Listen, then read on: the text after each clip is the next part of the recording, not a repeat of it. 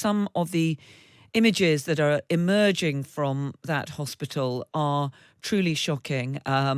Clearly, many dead at that hospital. Just give us, first of all, your reaction to what we're seeing and hearing. Carol, it's horrifying and appalling, and the death toll is horrendous. Of course, as often happens in these situations, there are conflicting claims about who is responsible for it. It is unimaginable that the Israeli Defense Forces would deliberately target a hospital. So my guess, but it's only a guess, is that whichever weapon it was that did it, that this is a mistake, either a malfunctioning rocket or an airstrike that's gone wrong.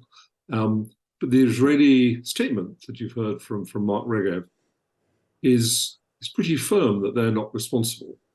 And I imagine that more information will come out. So we will see. But of the conflicting stories, the rocket falling short feels slightly more likely to me. But let's see. I don't know. Yes, that's what Mark Regev has been saying, that the Israeli Defense Forces believe it was a Hamas rocket that fell short. We've had statements from both Hamas and the Palestinian Islamist group denying that they were responsible and blaming Israel. I mean, it just, of course, adds further to the terrible suffering that there is inside Gaza, which is already under blockade and has already suffered numerous airstrikes. What do you think are going to be the wider repercussions of this? Well, it's a forerunner, I fear, of what we are going to see over the next few weeks, perhaps longer. Last weekend was all about the appalling butchery of that Hamas attack into Israeli territory, the attack on the music festival, the attacks on kibbutzes and settlements. I suspect the next phase of this is going to be about the damage and destruction in Gaza City as the Israelis, as I think they will, launch their ground operation, and about civilian casualties there, because there are still, I think, close to a million Gaza citizens left in the city, and about the humanitarian crisis down in the south of the Gaza Strip, where something like 750,000 have evacuated to get away from the approaching conflict in Gaza. And I suspect that President Biden tomorrow is going to focus primarily on this humanitarian crisis down in the south, and the risk that it becomes a humanitarian catastrophe. And I mean, it's quite risky for him, this visit, in terms of whether he can achieve something, but I think he will try to. He will try to get the Rafah crossing open so that aid can come in.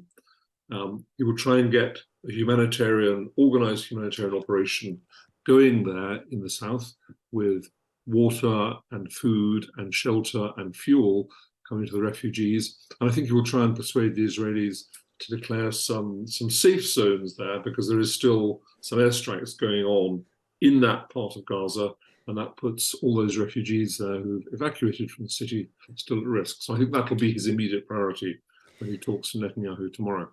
We've just seen a statement from the Israeli Prime Minister Benjamin Netanyahu saying that barbaric terrorists are responsible for the blast at the hospital in Gaza. He has rejected Hamas claims that the Israeli Defense Force carried out the strike. We're already seeing tonight on that visit of the US president that the Palestinian president Mahmoud Abbas has cancelled his planned meeting with President Biden, which was due to take place in Jordan afterwards.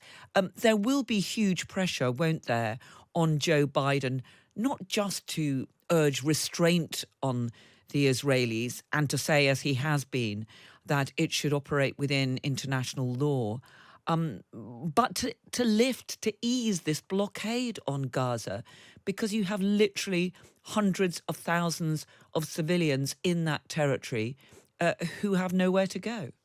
Yeah, I think that opening I mean, I am confused, to be honest, about why the Rafah crossing isn't open. The Egyptians say it's nothing to do with them. The Israelis say it's not them. And the place is still, I mean, there are queues and queues of lorries waiting to come into Gaza with refugee supplies, desperately needed refugee supplies, and they can't get in. So that seems to me the thing that must be solved instantly, and that potentially should be possible. Otherwise, I just wonder, I don't know how bad the bomb damage is, but whether it is possible to turn on the water supply and fuel to Gaza City, and whether that blockade needs to be maintained. I can't see why it has to be, and maybe the president can persuade Netanyahu to do that. I mean, I think that Biden wouldn't be coming unless the preparatory discussion that American officials will have had with their Israeli counterparts have shown that he can achieve something through his visit beyond just demonstrating solidarity with Israel. So I hope that his people have got some positive signals about what the Israelis may be able to say while Biden is there, and that we can see some progress. What about Rishi Sunak's visit, which we're hearing is likely to take place on Thursday? How is what has happened tonight going to affect that? Yeah, I see that number 10, or maybe you've heard something more recently. I checked half an hour ago, and they were not actually formally confirming that Sunak was going, but I can well believe that he is going there. We shouldn't overstate the influence that the UK will have over the Israeli government and over Mr. Netanyahu. It will not measure anything like up to the influence that the American president will have. But nevertheless, I think, first of all, it's an opportunity for the Prime Minister to express some solidarity with Israel over this unprovoked Hamas attack, and also to add his voice to others about, in terms of advising, pressing the Israeli government to minimize civilian casualties, to obey the rules of law in whatever ground operation happens in Gaza, and to get a proper humanitarian operation going in the south for what may be up to a million refugees down there.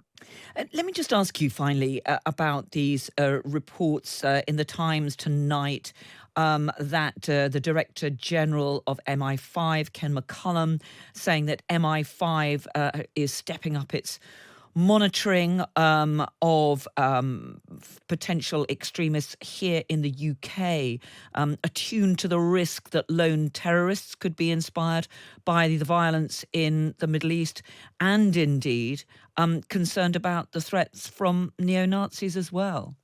Yeah. You'll forgive me if I mostly leave it to Ken McCullum to talk about this. It's a long time since I was involved in inside government in the national security world, but this is exactly what I would expect the security services to be doing. I think it's a good thing that they have announced publicly that they are doing it, because that's reassuring for people. And of course, they need to do it. I mean, we saw what happened in Brussels only 24 hours ago, and there must be a heightened risk.